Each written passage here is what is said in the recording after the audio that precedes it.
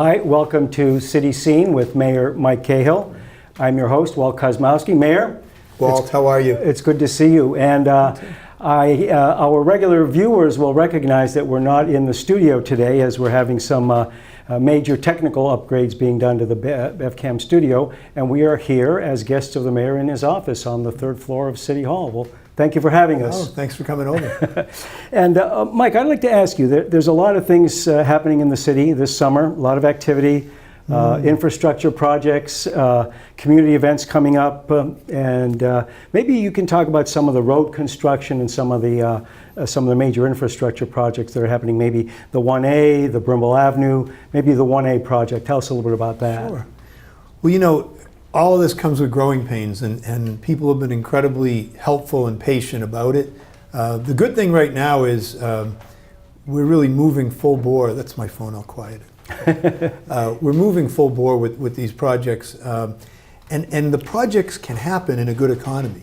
That's when the state and federal funds can really be put towards, or should I say we get them, but putting some local funds towards roads and sidewalks is something we can best do when the economy is moving well. So. And the construction season is only in good weather, so everything does happen at once.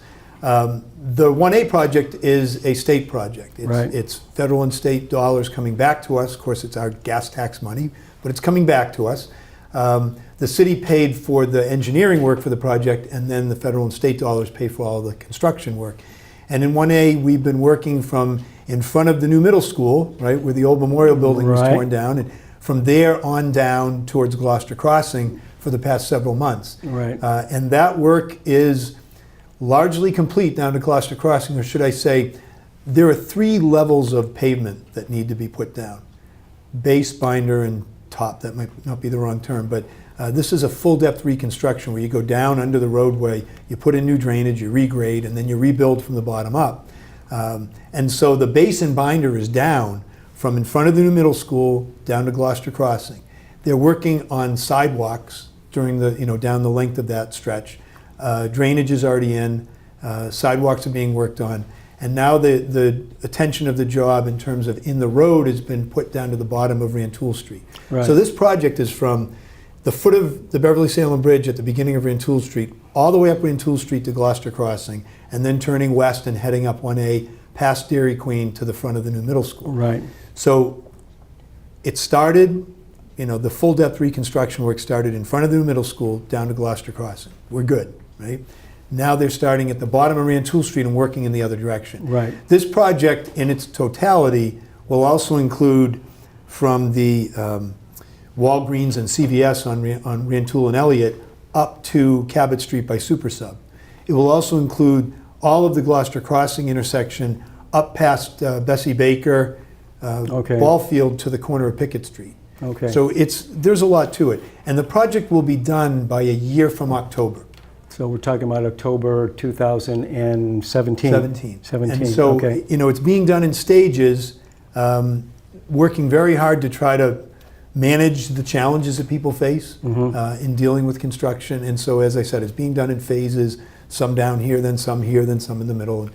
One of the key points will be the rebuild of the Gloucester Crossing train crossing, and the Kittredge Crossing up by Dairy Queen train crossing, which we're coordinating with MassDOT and the MBTA to have done sometime next year. We were talking April, but it might be being pushed back a bit towards the summer of next year. And will those physically look different, Mr. Mayor, the railroad crossings? Yes, particularly Gloucester Crossing. There's a whole new design that's meant to greatly improve the traffic flow and the safety at that intersection.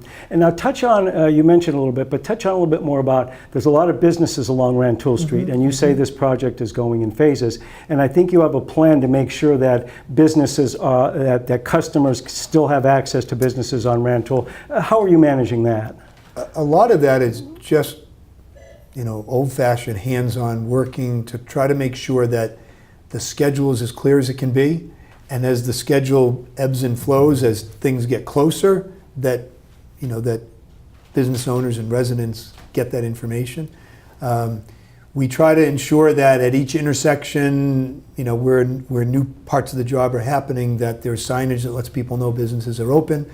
When the road is dug up if there is any detouring that needs to happen, again, signage so people can walk up the sidewalk to the businesses.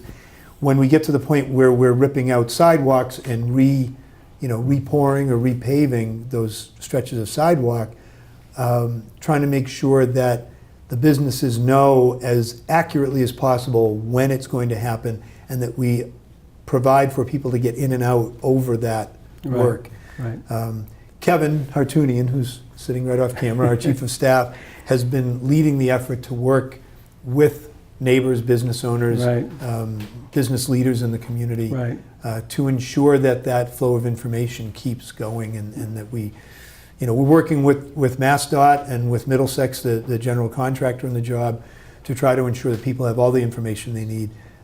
There's no way for there not to be some disruption. We're trying to minimize it and manage it, and help help everybody who needs to conduct business to conduct it successfully, so that when the work's done by their business, they can get the full benefit of it. Right. And I would like to throw Kevin a kudo, because I'm also on the board of directors of the Greater Beverly Chamber, and we talk about this because these are business people that have their businesses there, and they talk about the communication between the mayor's office, the city, and the businesses, and they compliment the city on that. Now, and also, you're not just redoing the road, as you mentioned, you're redoing the curbs and the tree lawn, and even new plantings, right? New trees and... Yes, I mean, a lot of trees got cut down last yeah. year, and it was the worst possible time because the foliage was just starting to look good. But the reality is there'll be more trees, healthier trees, that will all be planted as we rebuild after the full depth reconstruction and the creation of the sidewalks. Then the plantings come in. And also, as you know, there'll be bike lanes. I was just going to ask that question, yeah. So there'll be bike lots of great improvements, and there'll be also some improved treatments to intersections, some bump outs, and safer crossing areas for pedestrians. So there's a lot of work that's going into this. It is a Kevin's holding up the sign to move people to the website. Thanks, Kevin. Bev1A, we'll put it up as a graphic, because the website is something we're working hard to keep updated. But lots of improvements, safety improvements, amenities. It'll be a great stretch through our downtown, and it'll have a very positive impact on the growth of Rantoul Street, both residentially and business-wise, going forward. Right. Now, as long as we're talking about construction of roadways, talk about the Brimble Avenue interchange. I believe it's fairly complete now, maybe with some plantings and prettying up. But the signage is there, as I know, the markings on the roadway. Tell us about that. They're substantially complete, with just some final punch list items to finish off.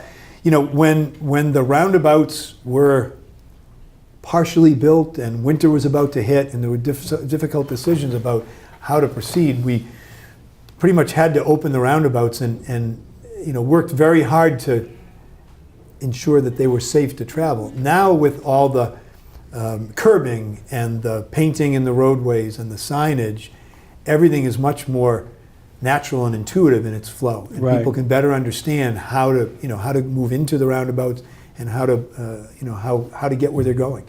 One of the great things about roundabouts is they have dedicated lanes and lane markings, and the signage is very good. It comes at you far enough in advance to make your decisions. Very basics about rules of the road when you come to roundabouts. The motorist in the roundabout has the right of way. The motorist approaching the roundabout yields. Right. And now that the signage is in and the markings are on the road and we're really at completion, our police department is working diligently to make sure that motorists obey those rules. Right. There are people who don't want to yield and would choose to gun it through a yield sign if they think they've got a bit of an opening. That's not safe driving. Those people will be pulled over and ticketed. People in the roundabouts need to feel comfortable and confident and safe in asserting their right of way. And so, that's a part of the getting used to, but I think people are doing very well with them, and so they become, in the big picture, safer than what was there, because what was there, if you remember, for years and years, were these T intersections with stop signs and a need to pull out into traffic, left turning movements across lanes of traffic, left turns from the main road down onto the connector road. All of those crossing movements were dangerous. So this improves that greatly, and it also moves many more cars through much more efficiently. It increases capacity for that whole corridor, Yep, which has been the goal. absolutely. I think it's a great success. Yeah. And we're very happy with the results of it Yeah, as we I approach remember completion. those. I remember those left-hand turns well. Mm-hmm. And one of the things I want to mention that they did on the roadway, in case people forget, as far as yielding, there's a strip of yield signs, which is basically the isosceles triangle with the tip pointing down, and there's a strip of them across the roadway. So that also reminds You got an A+ in geography, didn't you? that reminds a driver, if he sees that row of triangles pointing at him, that means that the other driver has the right of way. Yeah. Now, Can we touch on the middle school, because it's not on the list? go ahead. We forgot. I know when we were talking about topics, because I mentioned it, I want to just say we're incredibly excited. We're ahead of, maybe at worst on schedule. I think we're ahead of schedule a bit with the pile driving, and the piles are almost all in, the 1,200 plus piles that will support the school. Because the school's being built on a site that's largely clay, you can't just build and let it sit, it'll settle. So we put 1,200 plus piles, steel piles down Right. into the ground, and on that will sit some concrete pads and then the building. Very excited that we're on schedule, as I said, even a bit ahead of schedule. The concrete pouring will take place starting in the next couple weeks into the fall, and the erection of the steel will take place through the fall and into the winter. Right. So people are going to start to see much more above ground as we head towards winter. Yeah. So far, we've saved money, we've saved time for 2.5 years consistently, and we're moving into the real heavy Yeah. part of construction. It's exciting. The school will be open, for the September fall 2018, 2008 start. We yeah. have 2 more years in Briscoe, and Yeah. then we make the move. And we actually meet pretty much weekly on this project. There's a lot to learn, a lot to manage. We've got great partners in the people we've hired, our architect, our construction manager, our project manager, and they're doing great work for the taxpayers and for the kids of Beverly. It's Yeah. going to be something special. Yeah, and certainly one of the determiners of the speed of work is the winter. I mean, this past winter was very mild. That's why the roundabout. I don't think work ever stopped there, because there really wasn't a lot of snow to. As opposed to 2 winters ago when we had those record snowfalls. This so is true. we just have to keep This is true. our fingers crossed. Now, talking about the Brimble Avenue interchange, now let's talk about the so-called Whole Foods Plaza, which is still slated to go in there. Now, the way that it was constructed, the curbing comes all the way around, but now tell us when. I understood that July was supposed to be the month when that project started. Tell us about that, bring us up to date. I don't know when they'll break ground. As you well know, but the public doesn't always kind of draw a distinction or understand the distinction. The road project of rebuilding the connector roads and improving the intersection, the exit at exit 19, the intersection with Sawyer Road and with Brimble, that is a state grant funded, Right. city built project on property that will be owned by MassDOT. It's an interesting collection of responsibilities. But the point of that project is to improve the flow of traffic throughout that corridor to help provide greater capacity for economic investment and development throughout the corridor. On Tozer Road and Sawyer Road and that brief stretch of Brimble, Dunham Road up by the Music Theater and Otis Road up to the old landfill, that whole area is the area that's focused for commercial industrial development. A lot of it's already developed. Some can be redeveloped to higher and better use. Some is undeveloped. But the whole point of this project was to create safer, better movement of traffic and a greater capacity for more traffic Right. as the economic investment in that area happens. It was not done for any one specific project, and that was a point made clear by the Secretary of Economic Development and me in all of our dealings. The Whole Foods project is one single specific project on a piece of privately owned property that was brought before the planning board on multiple occasions. Now, I think it's a good project, done right, and I think it's now been permitted to be done right. They've been involved with the MEPA process before the state Department of Environmental Protection, and that's the environmental process for getting approvals to use the property. So, the property owner is just about through that, I believe. I don't know if they're breaking ground later this year or next spring, but they're breaking ground as soon as they can. They did have to go back to planning board a second time because the original approvals were conditioned upon all the curb cuts that they said they could get Right, from and they had MassDOT, and MassDOT eventually said, we won't give you this one. You're It's right. not safe. Right. So they had to come back with a different configuration of curb cuts. They got another round of approvals from the planning board, and then they went back to the state and started the MEPA process. Right. That's why it's been delayed, but as far as I understand, they are planning to break ground as soon as they're, completed that process. Okay. They will get,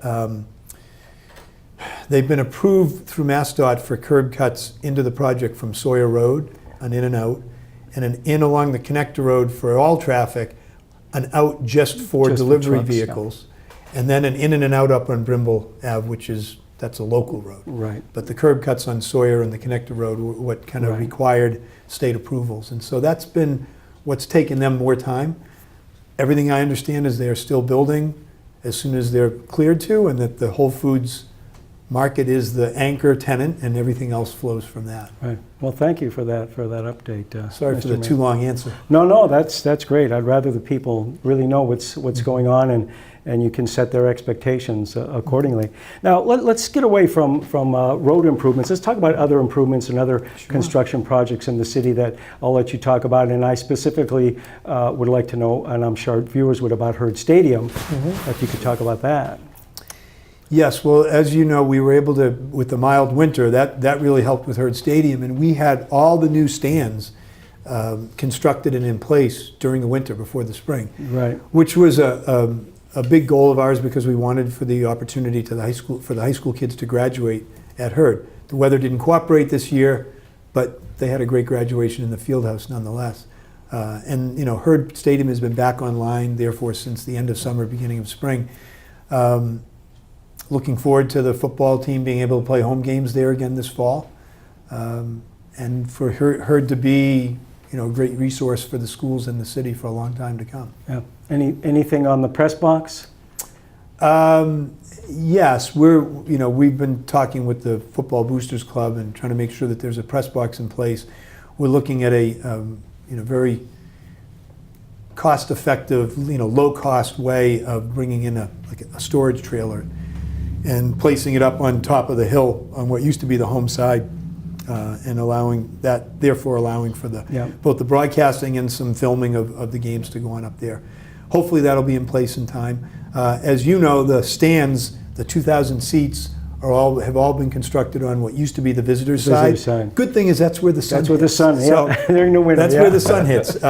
Where the home stands historically were, there are no stands left there. Right. But our Department of Public Services has done great work in really rebuilding that hillside, and it's grassy, it's pleasant, it's not as steep as you might have thought now that you see it without the stands in place. Yeah. And it looks like a wonderful spot to stand or to sit on a blanket, or sit out and watch a game if you choose to sit or stand on the hillside, as opposed to going and sitting in the bleachers.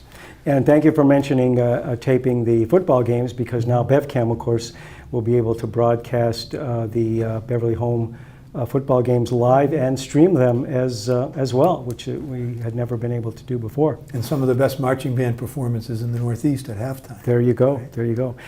Any other infrastructure development projects that you'd like to mention, as long as we're on that topic? Gosh. Well, over at Centerville School, we're putting in a parking area out to the left-hand rear of the school, which will, finally give some real relief to the parking crunch that's been there for years. Yeah. When the elementary schools were expanded and renovated back between 1995 and the early 2000s, and I think Centerville was the last of them to be done. So the last 12 years or so, we've had that many more classrooms, we have that many more adults working there with kids during the course of the day, and it's just made it tough. So we're creating an additional 30 plus parking spaces out back to help handle that need, which will improve, both parking and the dynamic with the afternoon pickup that we've needed help with for some time. So that's important. Not new real construction, but we're trying to activate a couple of public spaces, the park right next to City Hall here, as well as the lawn in front of the library. And the lawn is so newly redone, and it's beautiful out there in front of the main steps of the library looking out on the common. So what we've done is we made a couple very small investments. We put in a couple of bocce backboards out here, and we bought a set of bocce balls. We bought a couple of cornhole game, contraptions.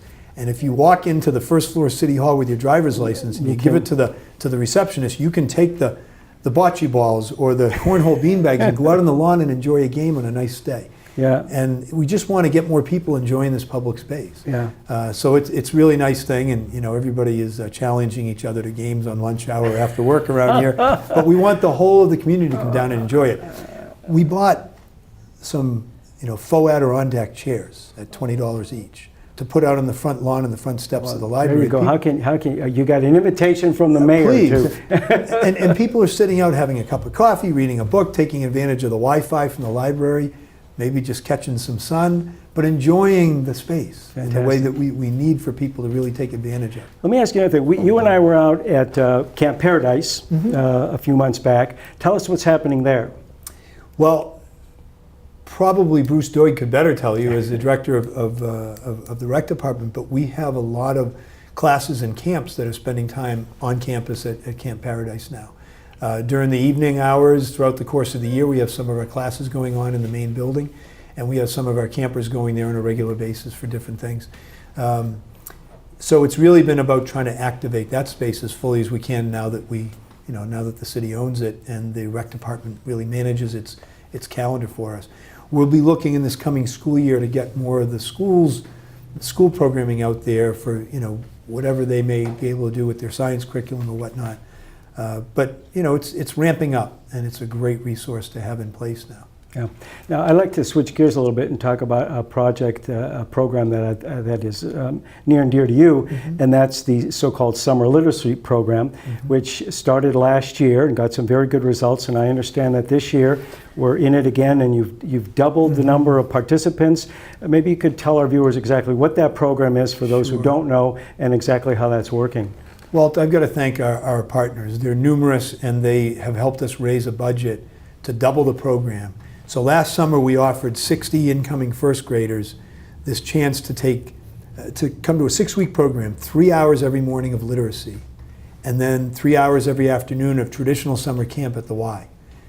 It's a tremendous program. We did get great results. The literacy scores for the whole first grade, which are tested every year in September, were significantly better than the prior 4 years. And all the first graders were tested, but the real variable, the real identifiable variable, was that 60 of them got the summer program.